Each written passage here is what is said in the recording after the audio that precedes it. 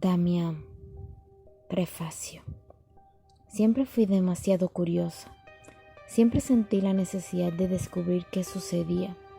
Siempre me sentía atraída por ese peligroso misterio. Por eso pasó lo que pasó.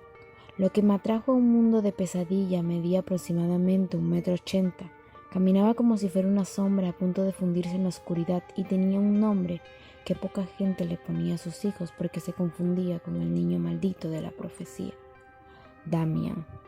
Ojo, en verdad no debía confundirse con Damián. Damián y yo éramos vecinos. Vivíamos a 2 casas dentro de los pequeños suburbios del pueblo de Asheville, Estados Unidos, y mi interés por él fue instantáneo. Simplemente lo vi y algo dentro de mí estalló en intriga.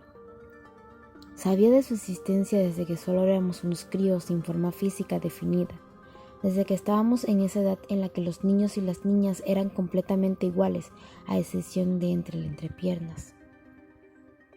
Yo tenía el cabello tan corto que parecía un varón y el cuerpo como un alfiler, y él, bajo un montón de cabello negro, era tan pálido y ojeroso que lucía como si padeciera una enfermedad terminal.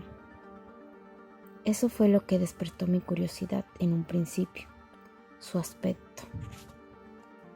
Damián no lucía sano, ni un poco. Se asemejaba a los niños enfermos, débiles y tristes, e inspiraba melancolía, desánimo y cansancio.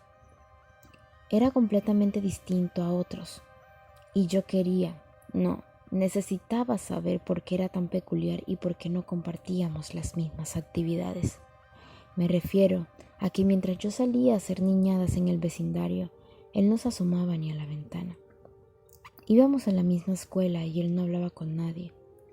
Era silencioso, reservado y rígido, como un mini adulto al que obligaban a cursar la primaria. No iba al parque ni a ningún lugar que yo frecuentara. Rechazaba cualquier gesto proveniente de cualquier persona y desaparecía con una agilidad impresionante. Por tanto, mi curiosidad infantil me exigía darle respuesta a las diferencias en Damián. Confieso entonces que toqué a su puerta varias veces esperando encontrar un compinche de travesuras y quizás algunas aclaraciones, y apelaba a la excusa de que no había otras niñas en el vecindario. Pero en todas las ocasiones, mis visitas no me dieron lo que esperaba. Buenas tardes, señora mamá de Damián. ¿Se encuentra él para jugar? Tengo una bicicleta nueva y mi mamá dice que puedo compartirla, había dicho una pequeña yo frente a la puerta de su casa. Su madre era una mujer completamente normal, si se le comparaba con él. Hasta me había sonreído con dulzura cada vez que me presentaba.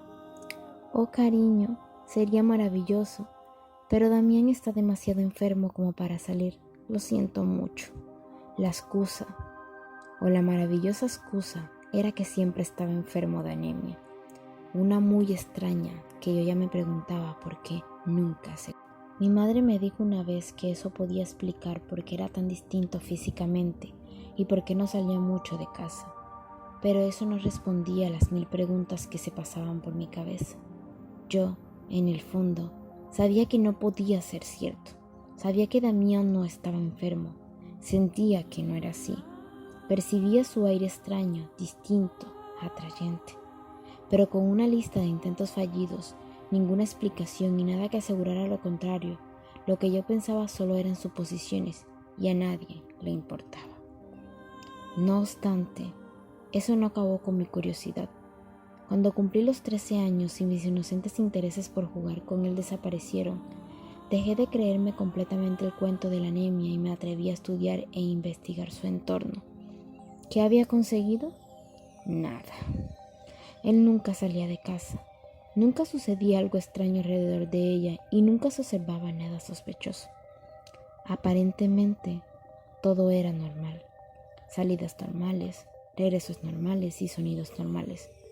No había nada alarmante, nada que confirmara mis teorías.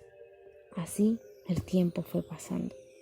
Celebré cumpleaños, hice amigas, maduré físicamente, me relacioné con el mundo y Damián continuó enfermo con su supuesta anemia. Interpretes entre comillas porque no me tragaba el cuento en lo absoluto, que solamente le permitía ir a clase.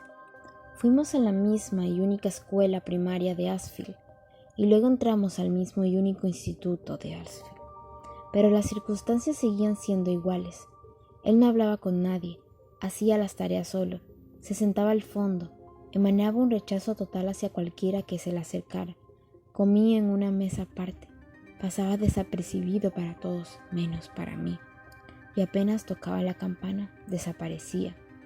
Para cuando me di cuenta de los años que se habían consumido, yo tenía 17 años y Damián uno por encima de mí, y había dado un cambio radical, es decir, la pubertad lo había golpeado de forma sorprendente. Su cabello era espeso, lacio y oscuro, y siempre estaba despeinado, como si el cepillo fuese un objeto que él no conociera. Había rastros de ejercicio en su cuerpo, aunque su torso y sus músculos no estaban tan marcados como los miembros del equipo de fútbol del instituto. Las pecas que tenían su pálido rostro habían desaparecido. Su mirada ya no expresaba tanto cansancio, sino que se había tornado sobria, a veces indiferente y en otras cautelosas, como si estuviera a punto de hacer algo muy malo. En conclusión, Damián ya no era un niño, era un hombre, pero todavía era un misterio que no miraba a quien pasaba junto a él, como si no existiera nadie más en este mundo. Eso le funcionaba bastante bien para alejarse de los demás, porque nadie era lo suficientemente insistente o interesado como para tratar de hablar con alguien que le mirara con toda expresión de «no quiero tenerte cerca». De modo que, con decepción y ante ninguna posibilidad de entrar en su extraña burbuja, el peligroso misterio llamado Damián pasó a un tercer plano para mí, y fue un misterio que dejé de intentar resolver hasta ese día.